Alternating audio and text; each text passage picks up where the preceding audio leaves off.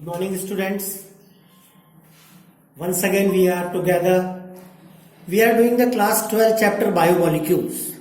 It's a very good chapter related to biochemistry. पिछली वाली video में हमने अभी तक क्लासिफिकेशन ऑफ कार्बोहाइड्रेट पढ़ा, स्ट्रक्चर ऑफ ग्लूकोज डिड्यूस किया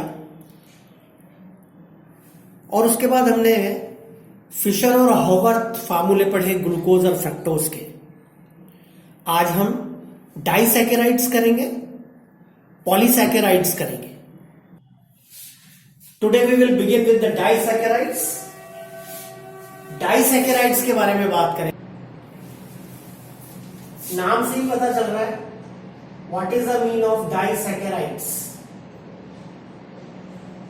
on hydrolysis they will produce, they give two monosaccharides.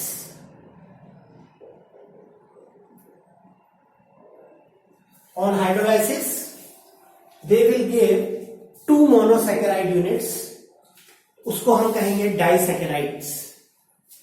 सबसे पहले we will see about the sucrose. Sucrose is a disaccharide. We all know very well it is a cane sugar, it is kitchen sugar. अगर हम फार्मूले की बात करें, C12H22O11 is the formula of sucrose. On hydrolysis, that means with water, in presence of acidic medium or in presence of invertase enzyme,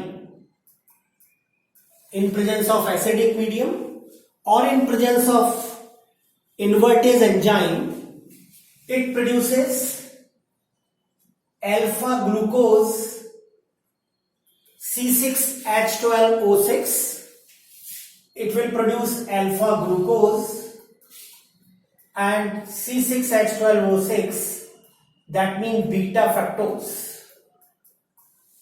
Alpha fructose and beta fructose, alpha glucose and beta fructose will obtain.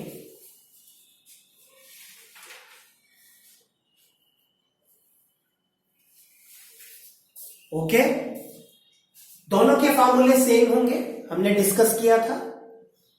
दोनों के फार्मूले same होने का meaning ये है कि carbon, hydrogen और oxygen का नंबर सेम है, but functional groups are different. Glucose will have the aldehyde functional group, while the fructose will have the ketonic functional group. अगर हम इसका ऑप्टिकल एक्टिविटी नोट करें, यस नव्या, ऑप्टिकल एक्टिविटी, तो this is dextrorotatory. This is a very important feature in it. Dextrorotatory होता है, यानी कि plane polarised light को, जब सुक्रोज का सोल्यूशन लिया, प्लेन पोलराइज्ड लाइट पास की, तो plane polarised light right side rotate करती है. This is called dextrorotatory. This is practical phenomena. Without doing practical we can not say कि वो किस तरह के नेचर का होगा, लेवो और dextro. But after hydrolysis the sucrose becomes levorotatory. After hydrolysis, it becomes levorotatory. Before hydrolysis, the specific rotation is near about 66.5 degree. अगर आप भूले नहीं होंगे तो डेक्स्ट्रो फॉर्म को हम प्लस से भी डिनोट करते हैं. डेक्स्ट्रो के लिए हम प्लस साइन भी लगा सकते हैं. That's why I have written plus 66.5 degree. But after hydrolysis it becomes levorotatory because the specific rotation, you can note, specific rotation of glucose is plus 52, fructose के लिए माइनस 92. दोनों का रिजल्टेंट नेगेटिव आएगा. दोनों का रिजल्ट नेगेटिव आएगा, इसका मतलब after hydrolysis the sucrose will become levorotatory, it will be levorotatory. चूंकि स्पेसिफिक रोटेशन बदल जाता है, उसका नेचर बदल जाता है, plane polarised light opposite direction में मूव करती है, इसीलिए sucrose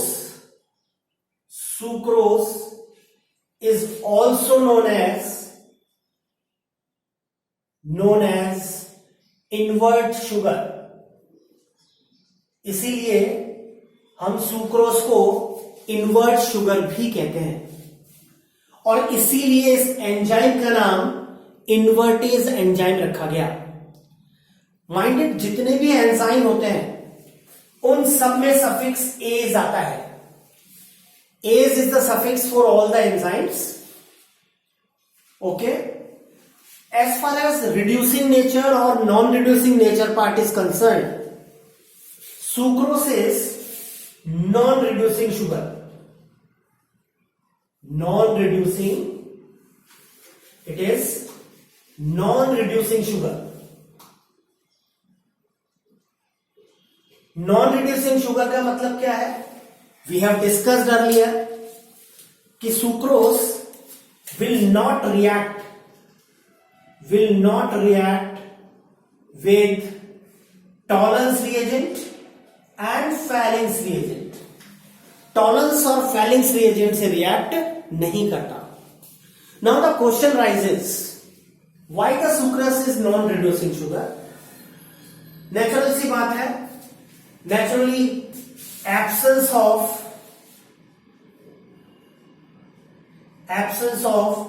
aldehyde and ketone group होगा। सुक्रोज में न तो एल्डिहाइड ग्रुप रहा होगा और न कीटोनिक ग्रुप रहा होगा, इसीलिए वो टॉलरेंस और फैलिंग से रिएक्ट नहीं करता। नाउ ग्लूकोज में और फ्रक्टोज में तो एल्डिहाइड ग्रुप और कीटोनिक ग्रुप है, तो फिर सुक्रोज में क्यों नहीं है? The reason behind it, what happens if you will see in glucose, first carbon is having aldehyde, while in fructose the second carbon is having ketone, and when fructose and glucose combine together in naturally, what happens? First and second carbon are joined together. First carbon glucose का और second carbon fructose का nature में अपने आप जुड़ जाते हैं।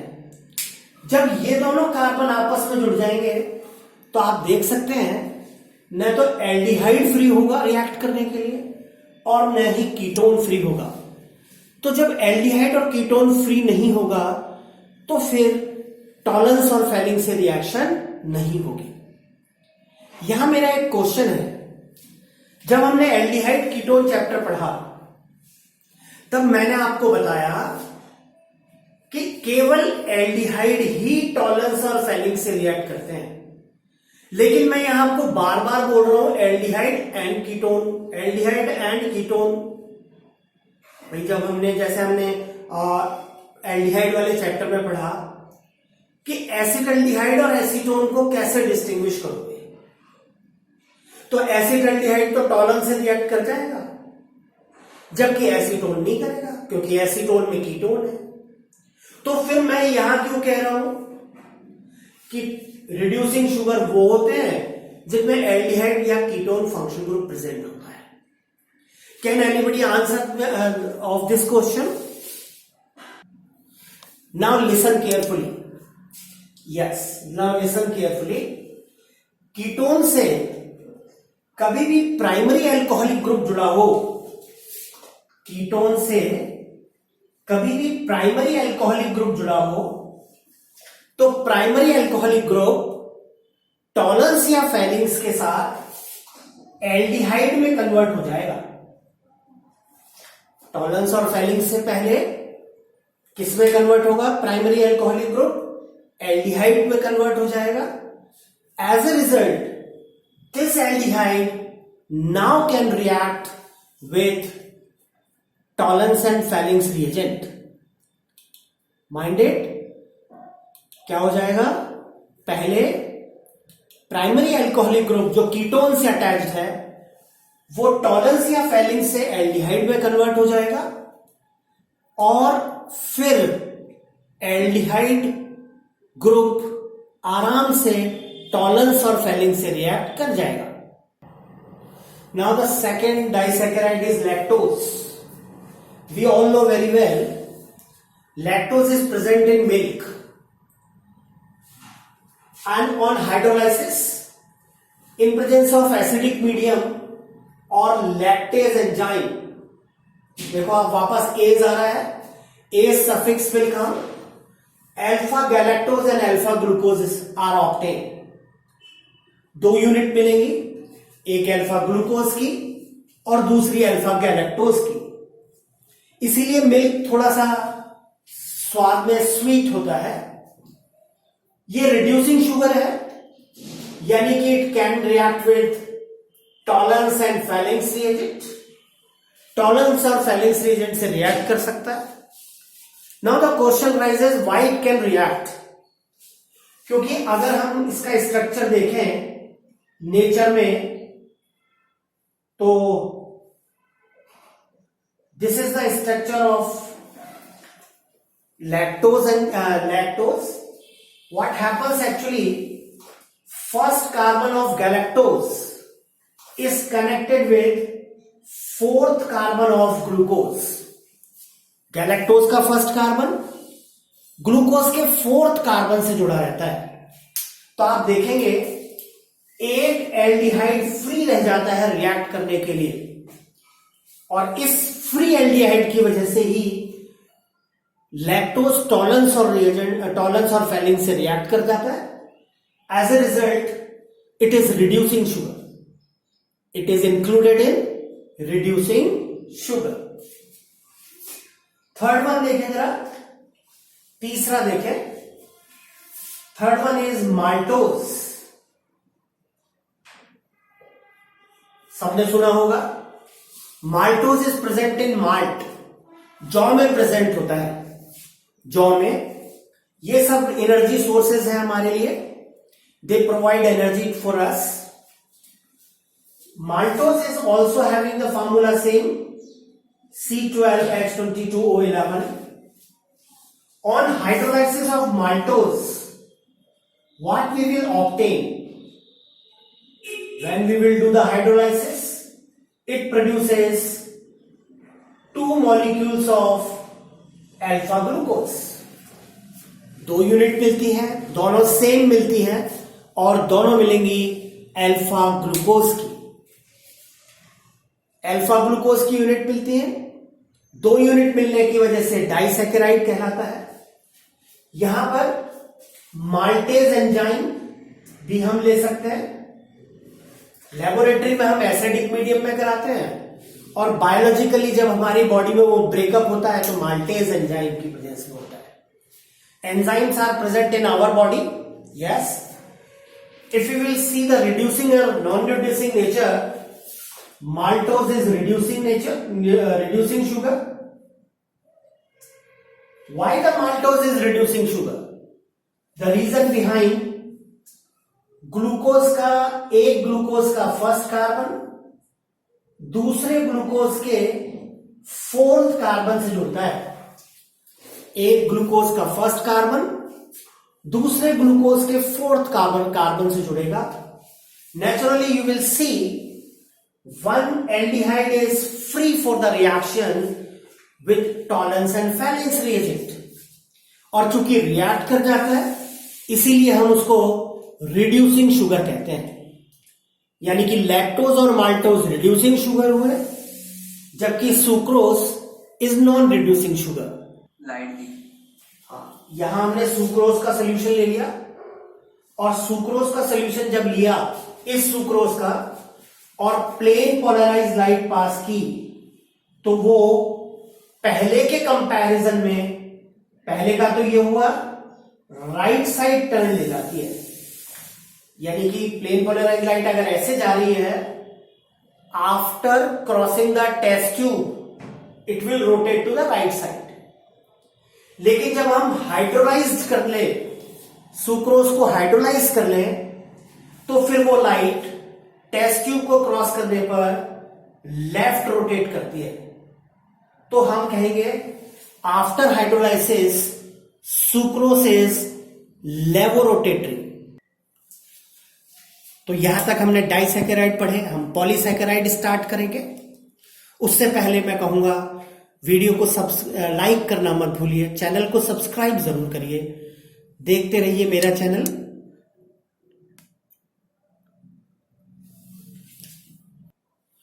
Polysaccharides की बात करें तो पॉलीसैकेराइड में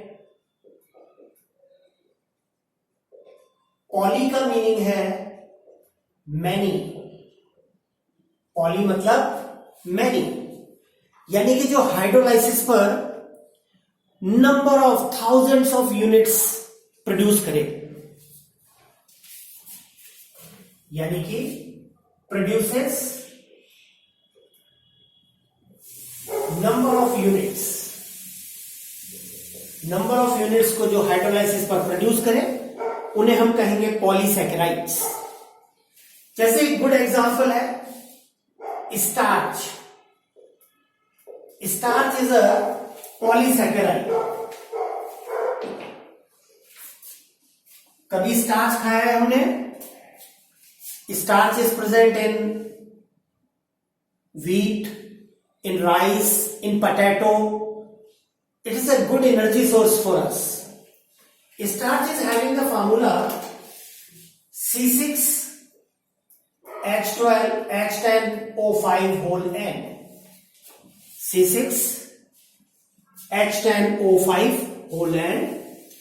When you will do the hydrolysis of starch, after hydrolysis in acidic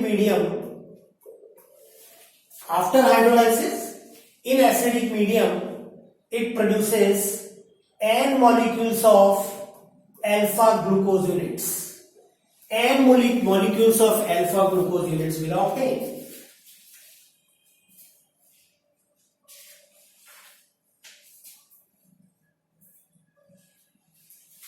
Okay? Starch is actually the made up of two things. एक अमाइलोज और दूसरा है अमाइलोपैक्टीन। बेसिकली दो फॉर्म है, दो फॉर्म मिलके स्टार्च को बनाती हैं। एक फॉर्म है अमाइलोज, दूसरी है अमाइलोपैक्टीन। अमाइलोज क्या है? मिलता है स्टार्च में ही है, स्टार्च में ही मिलते हैं दोनों ही मिलके स्टार्च को बनाते हैं, लेकिन दोनों का नेचर अलग अलग है। What is the nature of amylose? पूरे स्टार्च का 15 to 20% part is made up of amylose. पूरे स्टार्च का 15 से 20% जो पार्ट है वो अमाइलोज का बना होता है, जबकि 80 to 85% part is made up of amylopectin. Mind it, amylose भी अल्फा ग्लूकोज से बना है, अमाइलोपैक्टिन भी अल्फा ग्लूकोज से बना है, और इन दोनों ने मिलकर बनाया है स्टार्च। ये 15 to 20% पार्ट बनाता है, ये 80 to 85% पार्ट बनाता है। This is water insoluble, this is water soluble, this is water insoluble. आप देखते होंगे जब मम्मी आलू को पानी में काटती है, पानी में इसलिए काटती है क्योंकि वो एयर से मतलब उसका रंग चेंज नहीं हो जाए, कलर चेंज नहीं हो जाए, ब्लू कलर का हो जाता है। तो आप देखते होंगे पानी थोड़ा सा गंदा गंदा दिखाई देता है। द रीजन बिहाइंड, स्टार्च का जो अमाइलोज पार्ट है वो वाटर में सॉल्युबल है, इसलिए वो हमको थोड़ा सा गंदा दिखाई देता है। Tina is also join with us. Yes, इसी तरह से अगर हम देखें with iodine, gives blue colour, iodine के साथ ब्लू कलर देगा, जबकि ये आयोडीन के साथ कोई भी कलर प्रोड्यूस नहीं करेगा। अगर हमको देशी घी का टेस्ट करना हो, देशी घी का, कि देशी घी प्योर है या नहीं है, तो किस तरह से कर सकते हैं? थोड़ा सा घी ले लीजिए, उसमें आयोडीन डाल दीजिए, आयोडीन सॉल्यूशन डाल दीजिए। अगर घी ब्लैक हो, ब्लू हो गया, इसका मतलब घी में स्टार्च मिलाया गया है, उसकी क्वांटिटी को इंक्रीज करने के लिए स्टार्च मिलाया गया है, इसीलिए ब्लू कलर प्रोड्यूस हो रहा है। अदरवाइज देशी घी, प्योर देशी घी आयोडीन के साथ कोई भी कलर नहीं देगा। You can test it with potato also. Potato लिया हमने, आयोडीन डाला, तो नेचुरली वो ब्लू हो जाएगा, because amylose part of starch will react with iodine and gives the blue colour. अगर हम यहां बात करें तो लगभग 500 to 3000 alpha glucose are join together. एक बार में अमाइलोज के एक मॉलिक्यूल में 500 to 3000 यूनिट्स आपस में जुड़ती हैं, जबकि अमाइलोपैक्टीन में 5 lakhs तक अल्फा ग्लूकोज यूनिट आपस में कनेक्ट हो सकती हैं। लगभग 5 lakhs तक अल्फा ग्लूकोज यूनिट आपस में कनेक्ट हो सकती हैं। बहुत important point, in amylose 1,4 glycosidic linkage is present. अभी बताता हूं मैं 1,4 का मतलब क्या है। जबकि अमाइलोपैक्टीन में 1,4 and 1,6 glycosidic linkage are present. दोनों तरह की लिंकेजेस प्रेजेंट होती हैं, 1,4 भी होगी और 1,6 भी होगी। Now the question is 1,4 glycosidic linkage का मीनिंग क्या है? अगर हम 1,4 की बात करें तो पिछली क्लास में हमने ये देखा कि अल्फा ग्लूकोज का स्ट्रक्चर कुछ यूं है।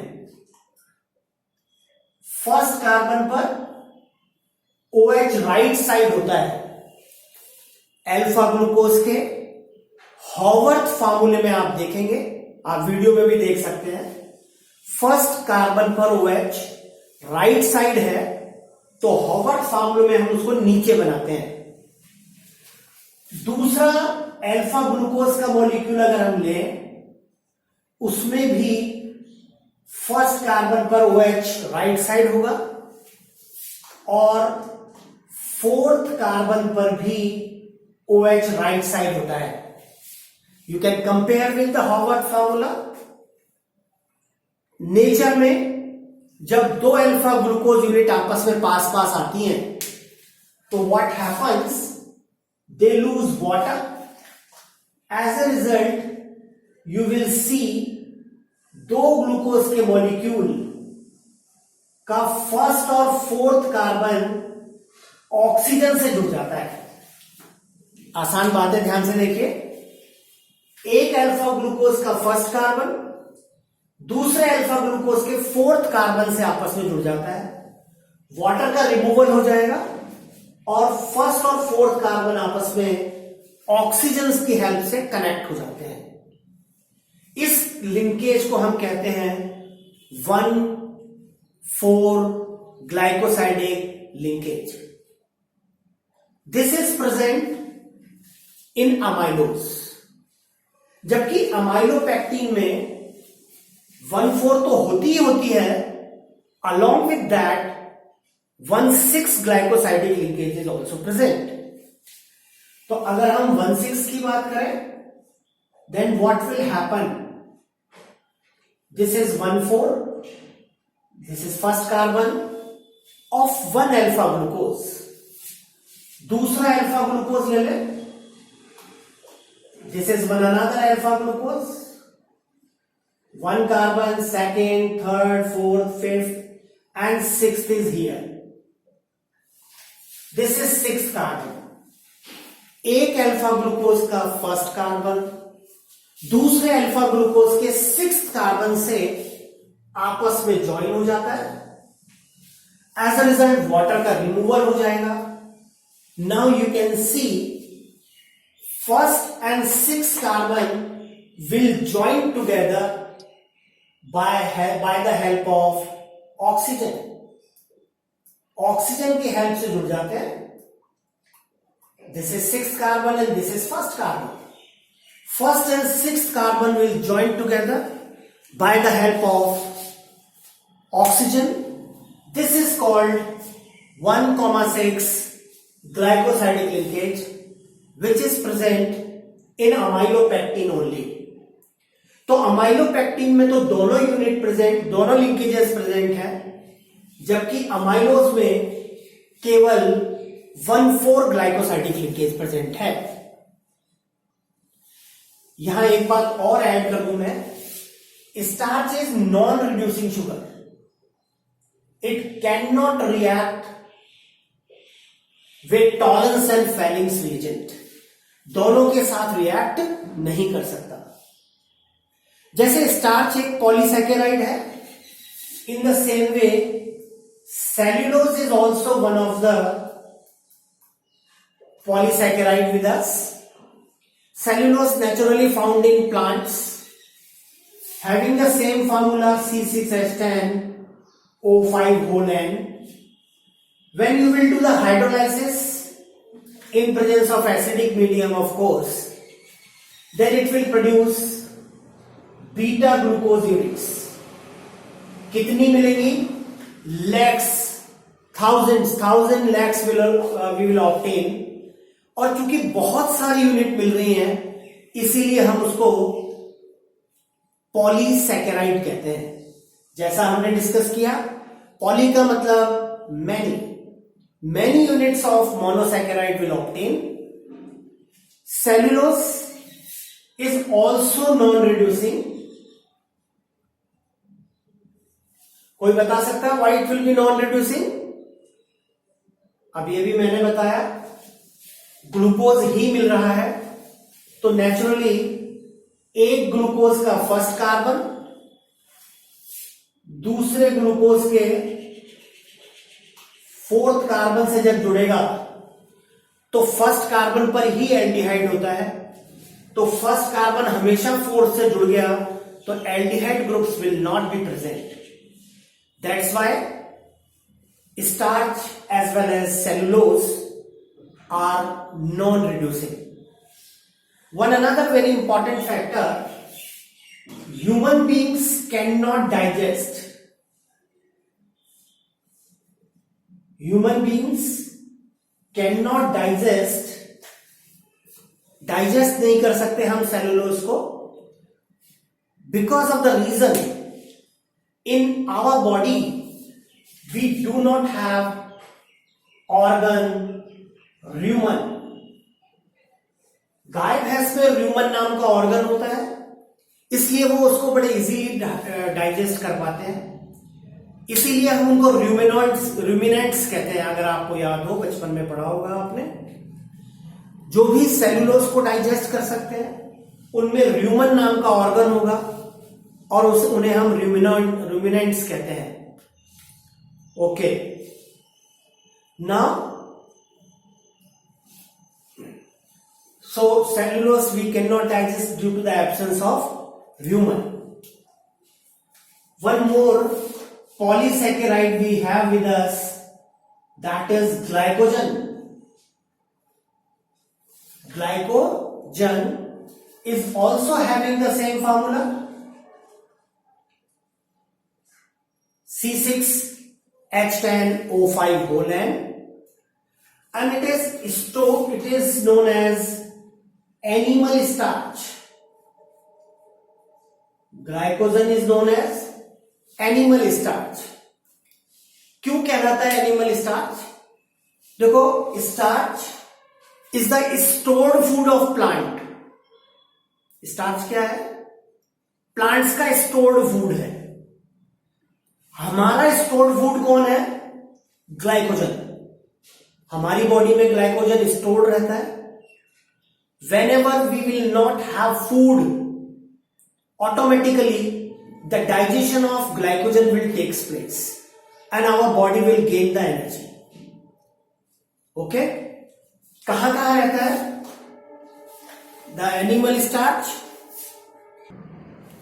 So हमारी बॉडी में ग्लाइकोजन मेनली मसल्स में डिपॉजिट होता है, लीवर में डिपॉजिट होता है. ओके? जब हम खाना प्रॉपर नहीं लेते, नेचुरली लीवर वीक होता जाता है, हमारी डाइजेशन पावर बहुत कम होती जाती है. और ज्यादा नहीं खाना खाएंगे तो धीरे धीरे हम बहुत पतले होते जाएंगे. यस राम जी. और इसका जो स्ट्रक्चर है that is like amylopectin. Amylopectin जैसा स्ट्रक्चर होता है. अमाइलोपेक्टिन है नहीं पर जैसा स्ट्रक्चर होता है. तो ये हमारा रहा पॉलीसैकेराइड के बारे में. आगे वाली वीडियो में हम प्रोटीन्स के बारे में डिस्कस करेंगे. अभी हाल फिलहाल अगर आपने चैनल सब्सक्राइब नहीं किया है तो सब्सक्राइब करना मत भूलिए. वीडियो को लाइक करिए, फ्रेंड्स के साथ शेयर करिए.